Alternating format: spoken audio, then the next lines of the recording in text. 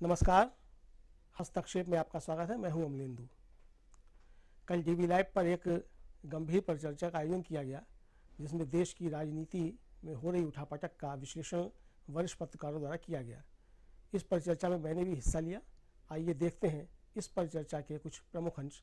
साभार। राजीव जी, एक तो जो राहुल गांधी ने कहा है वह भारत रत्न स्वामीनाथन जी को सच्ची श्रद्धांजलि हो सकती है। स्वामीनाथन ने ही सबसे पहले एमएसपी कानून बनाने की बात करी थी, जिस मिनिमम सपोर्ट प्राइस, उसमें सभी चीजों का, सभी वस्तुओं का जो कृषि उपज है उसके लिए। और अब देखिए क्या हो रहा है, जब पंजाब के किसान या फिर हिमाचल के किसान या अगल बगल पे जो हरियाणा के भी किसान हैं, अब चाहे वो आंदोलित हो या नहीं हो, अभी पिछले दिनों तस्वीरें आई थी, वीडियोज भी आए थे कि कीनू लोग हजारों क्विंटल कीनू, जो संतरे का दूसरा फार्म होता है जी, सड़क पर ट्रैक्टर से कुचल रहे हैं, क्योंकि वहां दाम नहीं मिल रहा है। 1 रुपए 2 रुपए का किलो का भी दाम नहीं मिल पा रहा है। लेकिन यही बात जब शुरू हुआ था तो अडानी ने क्या किया था, सेब या हो इस तरह के जो फल हैं, ये हैं, उसके अधिकतम मूल्य दे करके खरीद लिया था जी। अब जब उसका कैप्चर हो गया, पूरा पूरा मोनोपोली जैसे हो गई, तो आज वो 2 रुपए 3 रुपए किलो, 5 रुपए किलो का भी भाव नहीं दे पा रहे हैं। तो कम से कम सरकार अगर न्यूनतम समर्थन मूल्य कानून बना देती है, ये गारंटी देती है, तो एक मूल्य जो निर्धारित हो जाएगा, वो चाहे सरकारी खरीद केंद्रों के लिए हो चाहे निजी खरीदारों के लिए भी हो, वो उससे नीचे आप नहीं दे सकते हैं। कम से कम ये तो होना चाहिए, लेकिन अभी तक हुआ नहीं है। कांग्रेस ने ये कह करके मुझे लगता है कि किसानों को एक संकेत दिया है और बताया है कि हम जो कहते हैं वो करते हैं। अब मोदी जी की सरकार, बीजेपी की सरकार जो है, एक तरफ तो संसद से लेकर के अपने भाषणों में प्रधानमंत्री जी लगातार किसानों के बारे में चिंता व्यक्त करते हैं, कहते हैं कि चरण सिंह को हमने भारत रत्न दिया, स्वामीनाथन जी को दिया, किसानों के लिए हमारी ये है। लेकिन करते सीधे उसके उलट हैं। करते वो सिर्फ बात किसान की करते हैं, काम अडानी के पक्ष में करते हैं, उद्योगपतियों के पक्ष में करते हैं। इसलिए आज किसान आंदोलित है। अब देखिए, 3 कृषि कानून तो वापस ले लिया था, लेकिन उसके बाद जो समझौते हुए थे, समझौते की शर्तों, किसी भी शर्त पे अमल नहीं हुआ। चाहे वो किसानों पर जो मुकदमे फर्जी लगाए गए थे, वो मुकदमे वापस नहीं हुए। लखीमपुर खीरी वाला मामला था, एमएसपी की बात थी, या और भी बहुत सारी मांगे थी। इस बार जो किसानों ने मांगे रखी हैं बहुत ही जायज हैं, इसमें कहीं कोई दो राय नहीं है। भाई, आप सबको सब कुछ दे सकते हैं, किसान जो अन्नदाता है उसको आप कुछ भी देने को तैयार नहीं है। अडानी के कर्जे माफ हो जाएंगे, उद्योगपतियों के कर्जे माफ हो जाएंगे, किसानों के ऋण माफ नहीं होंगे।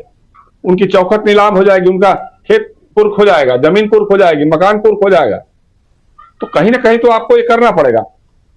मुश्किल ये है, अभी शिवेंद्र जैसा बता रहे थे कि किसानों की राजनीति भी जो है बंटी हुई है, 2 टुकड़ों में अभी इस बार भी दिखाई दे रहा है। कई लोग हो सकता है कि वो प्रायोजित भी हो सकते हैं, जो कोई भी हो सकते हैं, लेकिन जो दृश्य आप दिखा रहे हैं ना, बहुत डराने वाला है। इसका मतलब यह है कि हमारा जो तानाशाह है वो खुद बहुत डरा हुआ है। और किससे डरा हुआ है? अपने देश के किसानों से डरा हुआ है, उसके कुदाल और फावड़े से डरा हुआ है। वो नहीं चाहता कि किसान दिल्ली में आए।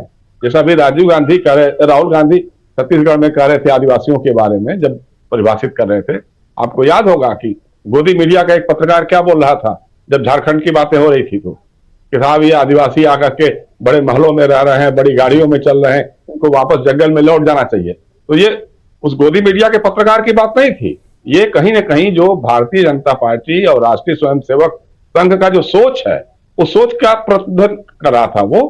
तो इसलिए अब दूसरी बात यह है कि हम तो ये कहेंगे ना कि भाई, अगर सरकार किसानों को अपना दुश्मन मानती है, खलिस्तानी मानती है, पाकिस्तानी मानती है, आंसू गैल के ऊपर से ड्रोन से, इजराइल से मंगा करके ड्रोन आपने उनके ऊपर आंसू गैस के गोले बरसाए हैं, ऐसा तो मतलब अगर आप सीमाओं पे नहीं देखने को मिल सकता है।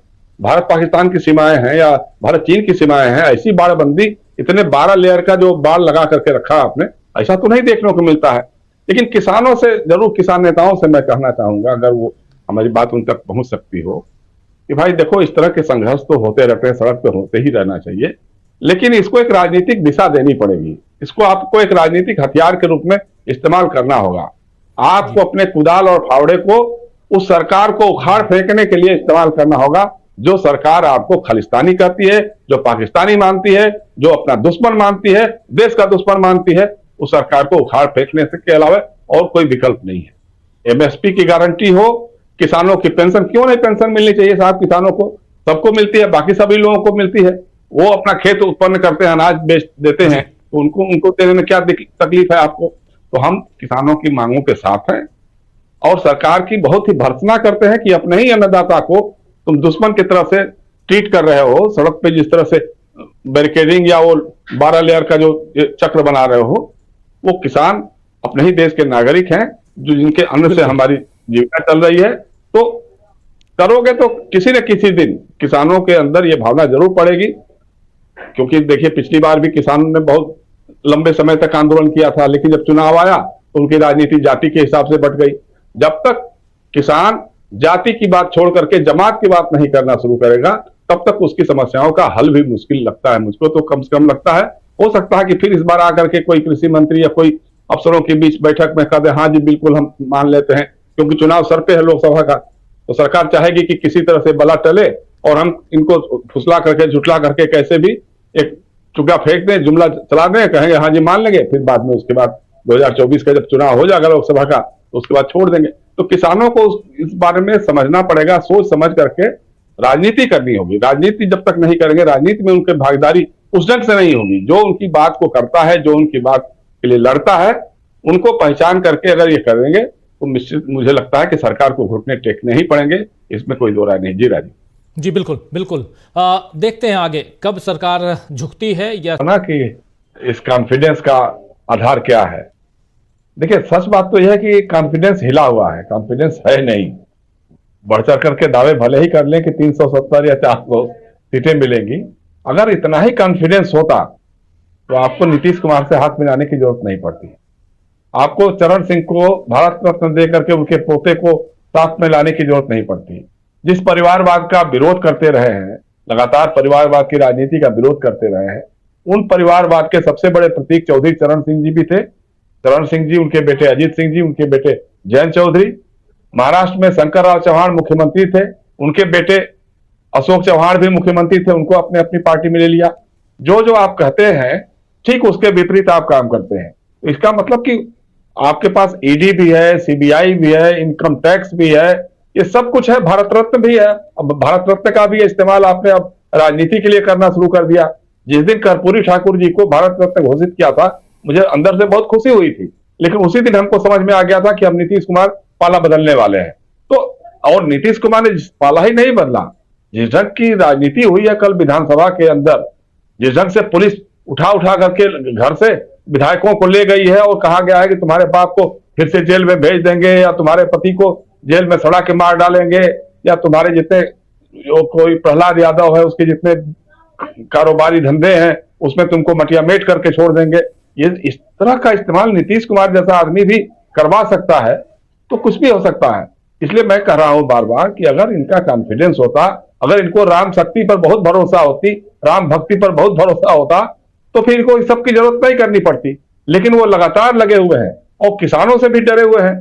किसानों के लिए जिस ढंग से ये किया जा रहा है, जो बाड़बंदी या घेरेबंदी ये की जा रही है, और सबसे बड़ी बात जो अभी चर्चा हो रही थी, सुप्रीम कोर्ट में बार काउंसिल ऑफ इंडिया के जो अध्यक्ष है उन्होंने जो अपील की है, मैं बड़े अदब के साथ कहना चाहता हूं कि दिल्ली किसकी है? क्या हमारे बाप की है? क्या बार काउंसिल ऑफ इंडिया के जो चेयरमैन उनके बाप की है? किसकी है ये? दिल्ली उन किसानों की भी है, उन अन्नदाताओं की भी है, क्योंकि उनके वोट से बनी हुई सरकार यहां बैठती है। उनके टैक्स से दिल्ली सजती और संवरती है। उनकी भी दिल्ली उतनी ही है, उनका भी उतना दिल्ली में उतना ही हक है, उनको आने का अधिकार भी उनको उतना ही है। मैं आपसे एक बात और कहना चाहता हूं, जो बार बार एमएसपी की बात हो रही है, आपको मालूम है उद्योगपतियों की जो उपज है, उनका जो उत्पादन है, उनके लिए क्या है? एमआरपी है, मैक्सिमम रिटेल प्राइस है। और किसान की जो फसल है उसके लिए एमएसपी मतलब मिनिमम सपोर्ट प्राइस। कहा जाता था कि साहब लागत का 1.5 गुना 2 गुना मूल्य मिलना चाहिए उनको, और लागत के बारे में भी एमएस स्वामीनाथन का कभी सुना ही नहीं।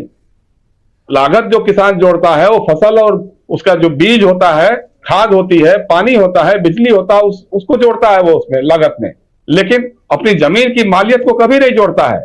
अपने जो श्रम है, जो हमने अपने गांव में देखा है कि किस तरह सब्जियां उगाने वाले किसान जब सब्जी सुबह सुबह 3-4 बजे अल्लाह सुबह पहुंच जाते हैं, मूली से लेकर के पालक काट करके या मूली निकाल करके धोते हैं, साफ करते हैं, फिर बाद में बाजार में लेकर के जाते हैं।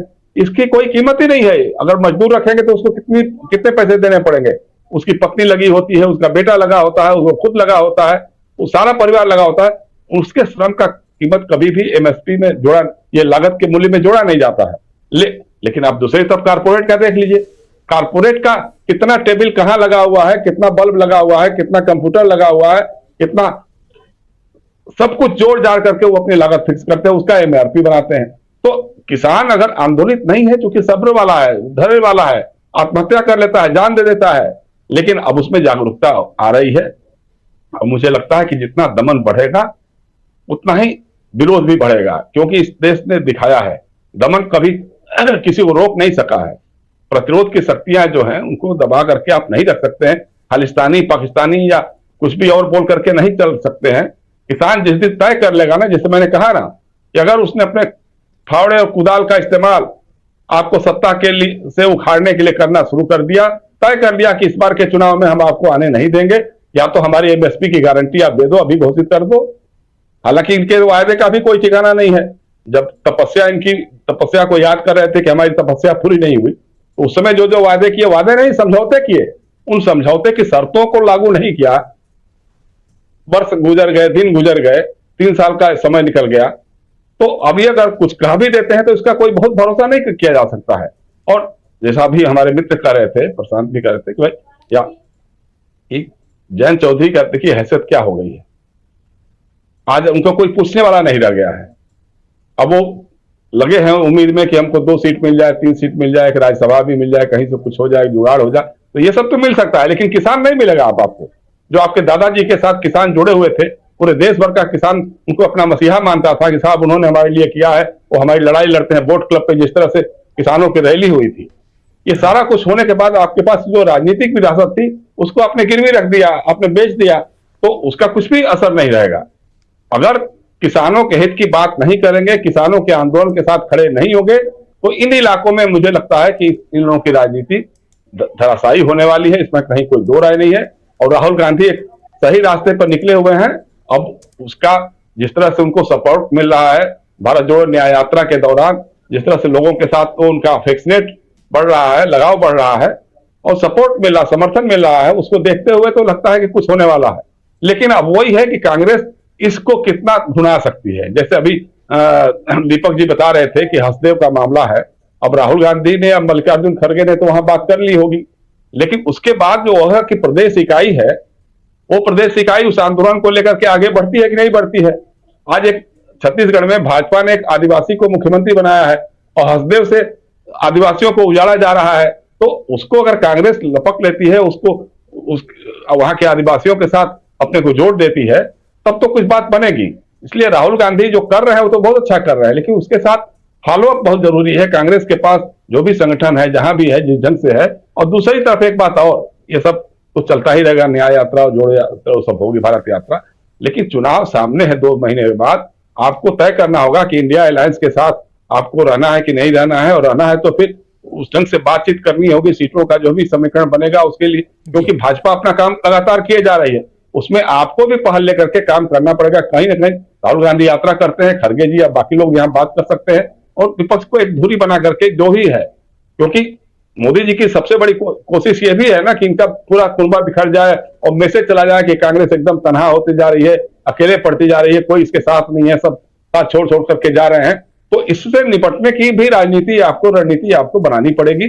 और मुझे लगता है कि 2024 जितना ओवर कॉन्फिडेंस होकर के बोला जा रहा है 370 और 400, जो जैसा अभी प्रशांत भी बता रहे थे ना कि अंकगणित नहीं बता रहा भाई। अब सवाल है कि राजस्थान, मध्य प्रदेश, हरियाणा, दिल्ली, इन सारे राज्यों में तो सर्वाधिक सीटें सभी लगभग, मध्य प्रदेश में 1 सीट को छोड़ दीजिए तो बाकी सारी सीटें तो आपके पास है, तो उससे अधिक आप क्या कर लेंगे?